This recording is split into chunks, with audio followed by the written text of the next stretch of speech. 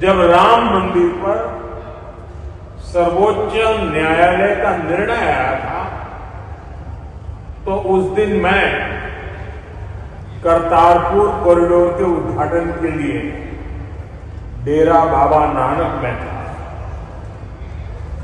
मैं यही प्रार्थना कर रहा था कि राम मंदिर निर्माण का मार्ग प्रशस्त हो, करोड़ों राम भक्तों की आकांक्षा पूरी हो और हम सभी की प्रार्थना पूरी हुई। उसी दिन राम मंदिर के पक्ष में निर्णय आया। अब आज अयोध्या में जब धर्म ध्वजा की स्थापना हुई है तो फिर मुझे सिख संगत से आशीर्वाद लेने का मौका मिला है। साथियों, अभी कुछ देर पहले कुरुक्षेत्र की भूमि पर पांचजन्य स्मारक का लोकार्पण भी हुआ है। कुरुक्षेत्र की इसी धरती पर खड़े होकर भगवान श्री कृष्ण ने सत्य और न्याय की रक्षा के उसे सबसे बड़ा धर्म बताया था। उन्होंने कहा था, स्वधर्मे निधनम श्रेय, अर्थात सत्य के मार्ग पर अपने धर्म के लिए प्राण देना भी श्रेष्ठ है। श्री गुरु तेग बहादुर जी ने भी सत्य, न्याय और आस्था की रक्षा को अपना धर्म माना और इस धर्म की रक्षा उन्होंने अपने प्राण देकर की। इस ऐतिहासिक अवसर पर भारत सरकार ने श्री गुरु तेग बहादुर जी के चरणों में एक स्मृति डाक टिकट और विशेष सिक्का भी समर्पित करने का सौभाग्य पाया।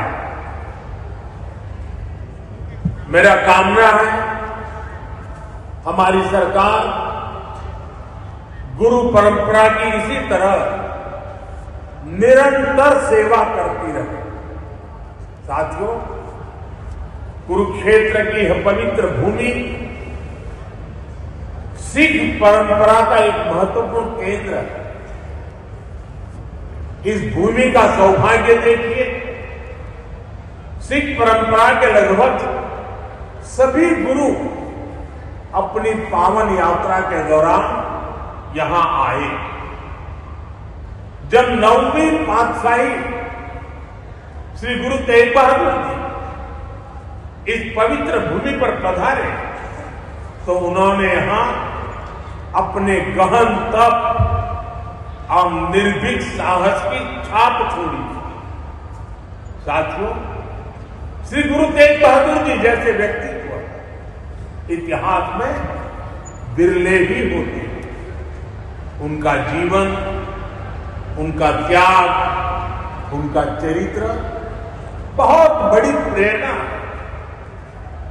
मुगल आक्रांताओं के उस काल में गुरु साहब ने वीरता का आदर्श स्थापित किया।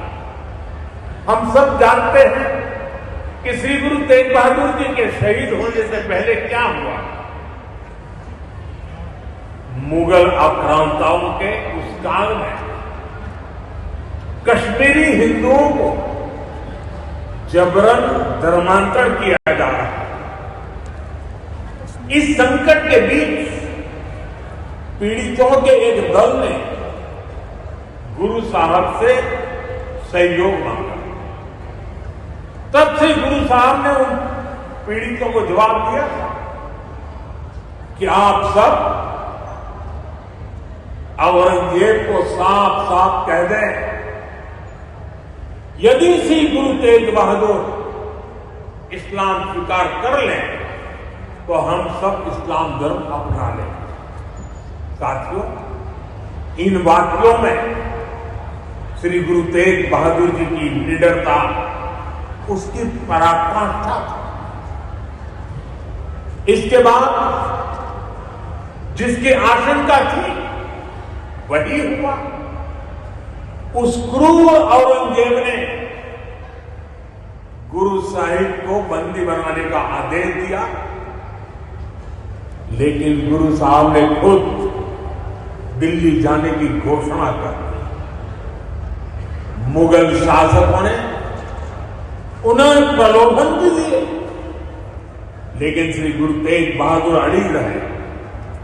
उन्होंने धर्म और सिद्धांतों से समझौता नहीं किया और इसलिए उनका मन तोड़ने के लिए गुरु साहब को पद से टिकाने के लिए उनके सामने उनके 3 साथियों भाई दयाला जी, भाई सतीदास जी, भाई मतीदास जी निर्ममता से हत्या की।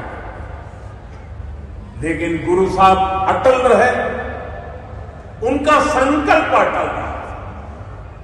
उन्होंने धर्म का रास्ता नहीं छोड़ा। तब की अवस्था में गुरु साहब ने अपना शीश धर्म की रक्षा को समर्पित कर दिया। साथियों, मुगल इतने पर ही नहीं रुके थे। उन्होंने गुरु महाराज के शीश को अपमानित करने का भी प्रयास किया, लेकिन भाई जेता जी ने अपने पराक्रम के बल पर उनके शीश को आनंदपुर साहब पहुंचाया। इसलिए ही श्री गुरु गोविंद सिंह जी ने लिखा है, तिलक जंजू राखा प्रभता का, तेग बहादुर से क्रिया करीन तीनों आन।